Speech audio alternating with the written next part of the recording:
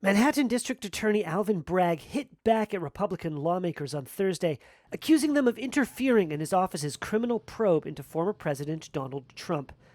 In a letter sent to 3 Republican House committee chairs seen by Reuters, Bragg's office confirmed the DA was investigating allegations that Donald Trump engaged in violation of New York state penal law.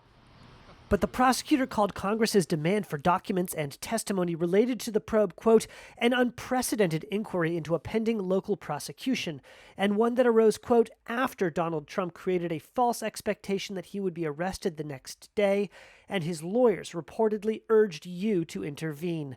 Neither fact is a legitimate basis for congressional inquiry. Bragg's response is the latest shot fired in a public and politicized storm about a supposedly secret criminal proceeding.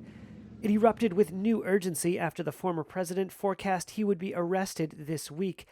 It is unclear what charges, if any, Trump may face related to a $130,000 payment by his former attorney Michael Cohen to adult performer Stormy Daniels in exchange for her silence about what she says was a 2006 sexual affair with the married Trump. Cohen says Trump reimbursed him for the payment, which was falsely reported as legal fees. Trump denies the affair, maintains his innocence, and has called the investigation a partisan witch hunt. Legal experts have said Bragg's office may be trying to turn a misdemeanor charge over a falsified business record into a felony by suggesting it was an effort to conceal another crime, namely that buying Stormy Daniels' silence amidst an election may have been a violation of campaign laws. The Manhattan DA's office has been investigating Trump for some time, even under Bragg's predecessor.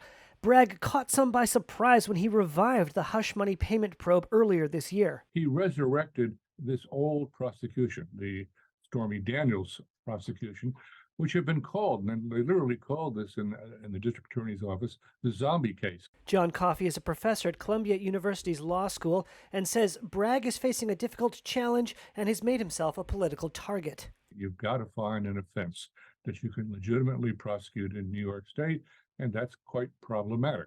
Okay. Now, is he going to be criticized? Of course he's going to be criticized. This is a unique event that's never happened before. If indicted, Trump would be the first U.S. president to face criminal charges.